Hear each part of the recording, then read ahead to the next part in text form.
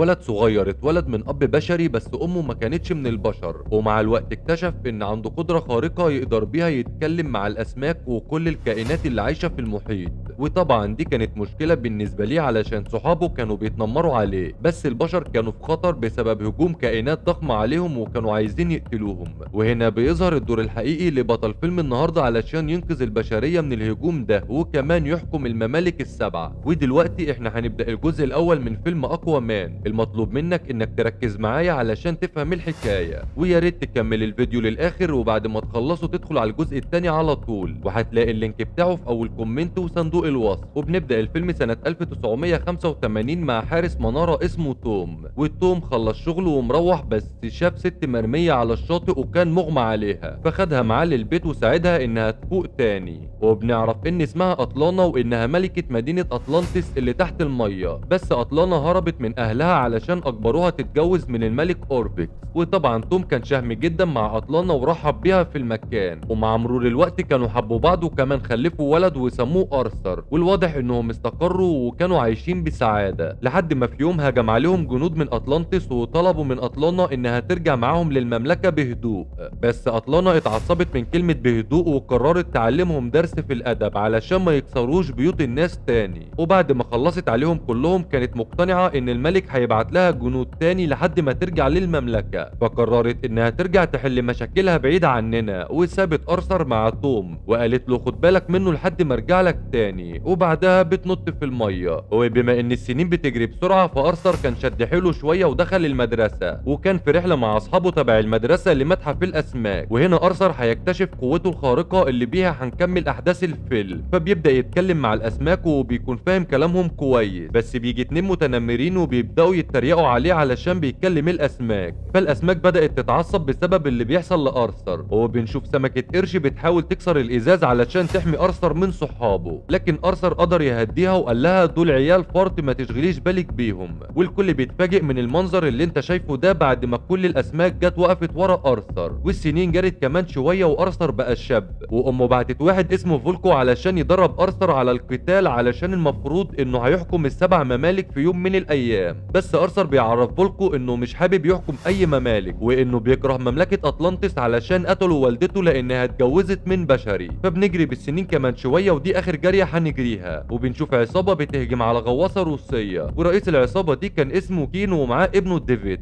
فقتلوا قائد الغواصه وبداوا يسيطروا على الوضع، بس فجاه الغواصه بدات تتهز بيهم جامد وما كانوش عارفين ايه اللي بيحصل. وبيكتشفوا ان ده كان ارثر بعد ما بقى اقوى مان، وبيتضح ان قوه ارثر كانت مهوله لدرجه انه رفع الغواصه لسطح الميه بكل سهوله. وبعدها بدا يهجم على العصابه وقتلهم كلهم في اقل من دقيقه. فبيروح علشان يهرب العمال اللي كانوا محبوسين في الغواصه، بس ديفيد بيجي علشان يقتل ارثر لكنه ما بيعرفش، وده لان ارثر بطل خارق يا عم ديفيد، يعني السيف ابو لمبه اللي معاك ده ما يهز الشعره من ارثر. فارثر ضربه ضربه قويه وريحه على الجنب، لكن كين بيضربه بار بي جي وقعه على الارض. بس ارثر بيقوم وبيقول له ايه الهزار التقيل ده، فقال يبروزه علشان يكون عبره لاي حد يفكر يسرق غواصه بحريه. وقبل ما يمشي كين ضربه كمان ضربه بس ما جاتش فيه، لكنها عملت فتحه كبيره في الغواصه ودخلت ميه للمكان. ففي حديده كبيره وقعت على كين وما بقاش يعرف يتحرك بسببها. ولما ديفيد بيطلب من ارثر انه ينقذ ابوه، ارثر بيقول له ابوك ما يستاهلش انه يعيش واحمد ربنا اني سايبك تعيش.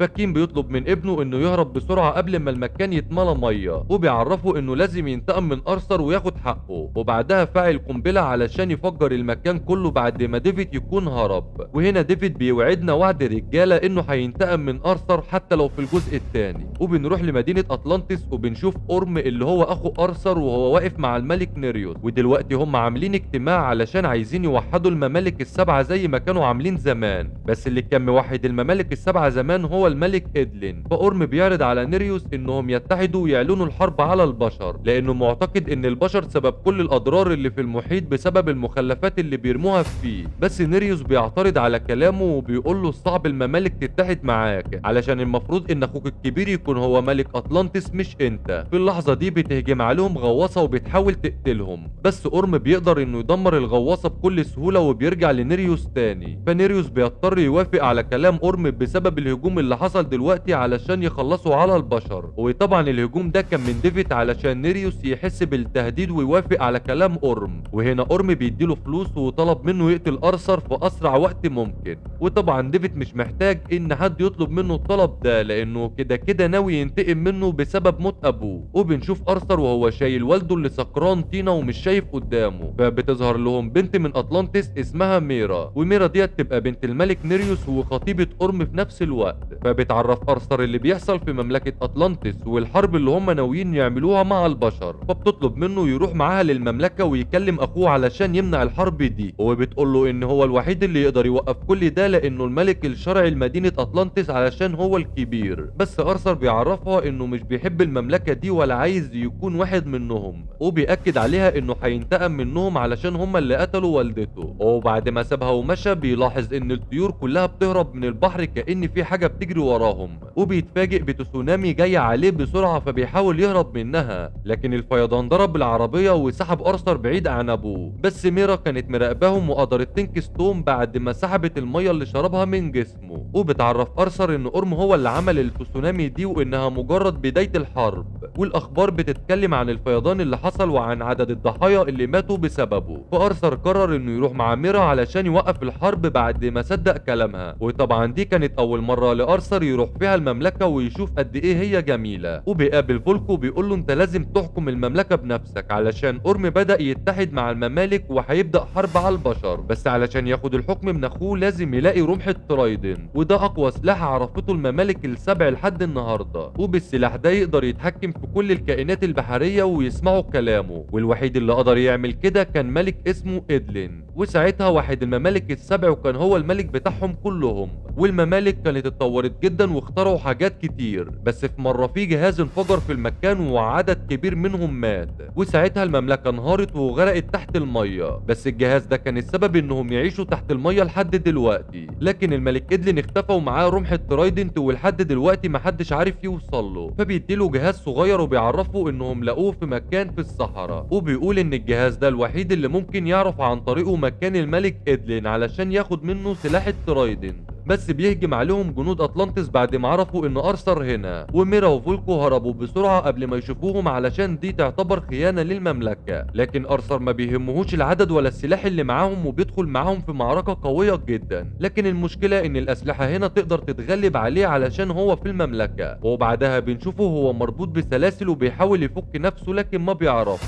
واخوه اورم بيقول له انه هيدخل في حرب مع البشر علشان بيعتبرهم اكبر تهديد ليهم. لكن ارثر بيتعصب وبيقول له انا مش هسمح لك تعمل كده. وبيعرض عليه يعملوا مباراه وديه ما بينهم، ولو اورم خسر يبقى مش هيكمل في موضوع الحرب ده. اما لو ارثر اللي خسر فساعتها مش هيتدخل في الموضوع واورم يحارب البشر براحته. فبيجهزوا للمعركه في حلبه تحتها بركان. وطبعا كل الجمهور هنا بيشجع اورم وعايزين ارثر يموت لانهم فاهمين انه خاين للمملكه. وبتبدا المعركه بينهم وبنلاحظ ان الاتنين قوتهم قريبه من بعض. وارثر بدا يتغلب على اورم وكان بيرميه في البركان. بس اورم لحق نفسه على اخر لحظه ورجع تاني يكمل المعركه. وهجم على ارثر بكل قوته وكسر الرمح بتاعه نصين. وبكده ارثر مش هيقدر يدافع عن نفسه قدام اورم. واورم كان هيقتله بس ميرا ظهرت وانقذت ارثر على اخر لحظه وخدته معاها في المركبه وهربوا من المكان بسرعه. وكل الجنود بداوا يجروا وراهم وبيضربوا عليهم نار لحد ما دمروا المركبه بتاعتهم وكانت هتقع في البركان. بس ارثر لحق نفسه هو وميرا وخرجوا منها قبل ما تقع. وهنا ارثر بيستخدم قوته الخاصه وطلب من الحوت يخبيه جوه بقه علشان محدش يشوفهم. واورم شاف المركبه وقع في البركان فعرف انهم ماتوا. وبعد كده بنشوف ارثر وميرا وهم رايحين الصحراء للملك إدلين.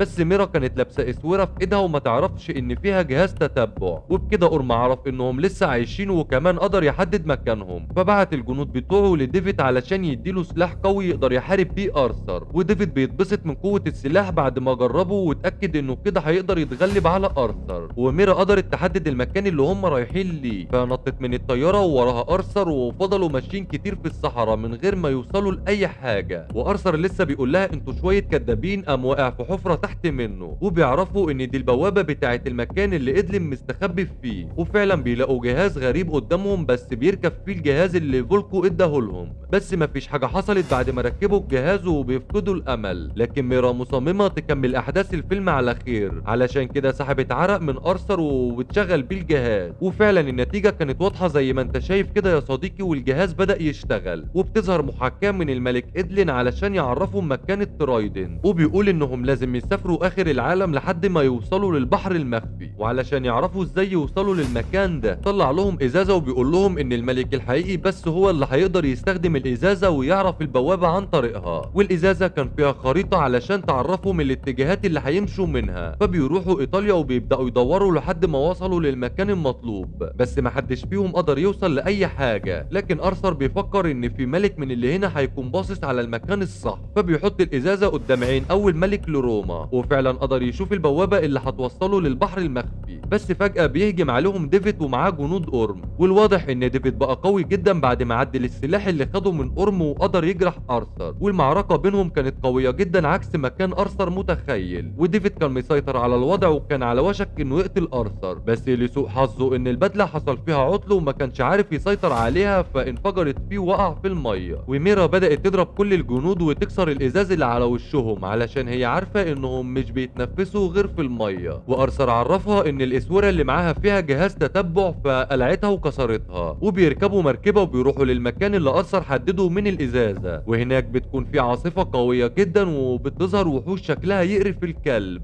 والوحوش دي اسمها الترنش، وبتبدأ تهجم على ارثر وميرا، بس ما بيعرفوش يدافعوا عن نفسهم لان عدد الوحوش كان كبير جدا. فبيدخلوا جوه المركب وارثر بيولع في لير، وبيكتشف ان الوحوش دي بتخاف من النور، فخد ميرا في ايده ونطوا في الميه علشان يوصلوا للبحر المخفي. وهم دلوقتي في مملكه الترنش اللي مليانه وحوش ترنش مفترسه لو خدت فرصتها هتاكل ارثر وميرا. فبيفضلوا يعوموا بكل قوتهم لحد ما شاف نور قدامه فقرر يروح عليه علشان الوحوش مش هتيجي وراه. بس هنا بنكتشف ان ده مجال كهرومغناطيسي وعامل دوامه قويه تحت الميه، ولما قربوا بدات تسحبهم ودخلت ارثر عن طريقها، بس رفضت ميرا وحدفتها بعيد. وبيجي كائن عملاق علشان ياكل ميرا، بس بيظهر وحش ترنش وبيضرب الكائن ده وبينقذ ميرا وطلع بيها للشاطئ. وارثر بيكون وصل لنفس المكان اللي هم فيه دلوقتي واللي هو البحر المخفي، وبنكتشف ان الوحش ده هو اطلانة ام ارثر. وطبعا دي كانت مفاجأة لارثر لانه كان فاهم انها ماتت من زمان، وهي كمان اول مرة تشوف ابنها ارثر من ساعة ما سابت جوزها توم وارثر كان لسه بيبي. وبتعرف ارثر انها وصلت هنا علشان عاقبوها ورموها لوحوش الترنش علشان تاكلها، بس هي قدرت تدخل من البوابة اللي هم دخلوا منها دلوقتي، ومن ساعتها وهي عايشة هنا لوحدها. وبتقول له ان سلاح الترايدنت هنا في كهف ورا الشلال، وبتعرفه ان في وحش اسطوري هناك بيحرس السلاح من زمان، وصعب ان حد ياخد السلاح ويطلع عايش الا الملك الحقيقي. فارثر بيقرر انه يدخل ويسيبها على الله، وفعلا بيشوف سلاح الترايدنت قدامه في ايد الملك ادلين، بس طبعا ادلين ميت لكن جسمه سليم والعياذ بالله. وقبل ما يقرب من الرمح ظهر الوحش اللي اطلانة قالت عليه وبدأ يهجم عليه علشان يقتله، بس ارثر كان بيهرب منه بيحاول يوصل للسلاح علشان يهرب منه بسرعة قبل ما يقتله. لكن الوحش كان قوي جدا ومن المستحيل ان ارثر يتغلب عليه، وكان على وشك انه يقتله، بس ارثر استخدم قدرته في التواصل مع الكائنات البحرية وقدر يتكلم معاه. فالوحش بيتفاجئ لان محدش قدر يعمل كده غير الملك ادلين، وبيعرف ارثر انه هيديله فرصة علشان ياخد الرمح، وبيقول له ان الرمح مش هيروح لحد غير الملك الحقيقي، فلو ما طلعتش انت الملك الحقيقي انا هاكلك. لكن ارثر بيمسك الرمح وبيتفاجئ ان شكله اتغير بمجرد ما مسكه، ومعنى كده ان هو الملك الحقيقي للممالك السبع بعد الملك ادلين. وطبعا ماما وميرا مبسوطين ومش مصدقين ان ارثر قدر يوصل للرمح وياخده من الوحش. وهنا اورم كان اتحد مع 3 ممالك وراح للمملكة الرابعة اللي اسمها براين علشان تنضم ليه ويحاربوا البشر، لكن مملكة براين ما كانتش موافقة على الحرب دي ورفضت تنضم لأورم، علشان كده أورم قرر يحاربهم علشان يقتل الملك بتاعهم والمملكة تبقى تحت سيطرته. وجيش أورم كان قوي جدا بسبب العدد الكبير كمان علشان هما كانوا 3 ممالك قدام مملكة واحدة، وقدر انه يهزم وحوش البراين بكل سهولة وكان هيقتل ملك البراين. لكن المفاجأة بتحصل وبيظهر وحش الكريكن اللي كان حارس رمح الترايدنت، والمفاجأة الأكبر ان أرثر هو اللي كان متحكم فيه، ومعاه وحوش الترنش اللي كل الممالك بتخاف منها. وطبعا كل الملوك اتفاجئوا واتأكدوا ان هو الملك الحقيقي لما لقوه في ايده رمح الترايدنت. وأرثر هنا كان اتحكم في كل الكائنات اللي مع أورم ومحدش قدر يقف قدامه. بس أورم كان واخد الموضوع على صدره شوية، فقرر انه يدخل في معركة مع أرثر علشان المرة اللي فاتت هرب منه. لكن هنا أرثر مع الرمح بتاعه، مش رمح فيستك زي اللي كان بيحارب بيه المرة اللي فاتت. وكل الملوك واقفين يتفرجوا على المعركة علشان اللي هيكسب هو اللي هيكون ملك الممالك السبع. وبرغم انه أورم كان قوي جدا وقدر يتغلب على أرثر بقوته، بس أرثر استخدم الحركات اللي اتعلمها من فولكو زمان وقدر يتغلب بيها على أورم وكسر الرمح بتاعه. ولما أورم قال لأرثر اقتلني، أرثر رفض يعمل كده وسحب سلاحه تاني. وأطلانة بتظهر علشان تفاجئ الكل انها لسه عايشة. وفولكو امر الجنود انهم يقبضوا على أورم علشان كان ملك ظالم وكان بيسعى للشر والحروب. وهنا الكل بيعترف بأرثر انه ملك أطلانتس والممالك السبع. وتوم كان كل يوم بيروح يقف على الشاطئ وعلى امل ان أطلانة تظهر، لحد ما جه اليوم اللي طلعت له فيه علشان يكملوا حياتهم سوا بعد ما ابنها حقق لهم الامان. وديفيد بيكون لسه عايش بسبب عالم اسمه ستيفن بعد ما انقذه وخده للمعمل بتاعه. وهو بيعرف ديفيد ان حلمه يوصل لمملكة أطلانتس من زمان. فديفيد وعده انه هيحقق له حلمه بس يساعده علشان ينتقم من أرثر. فلو الملخص عجبك ووصلت لحد هنا يبقى لازم تكمل الجزء الثاني، وهتلاقي اللينك بتاعه في اول كومنت وصندوق الوصف. ويا ريت تدعمني بلايك علشان بيرفع من معنوياتي بصراحة. فشوف بقى انت جاية معاك ترفع من معنوياتي ولا تقيلة عليك. وتأكد انك مشترك في القناة علشان تشوف كل الافلام بتاعتنا اول ما تنزل على طول.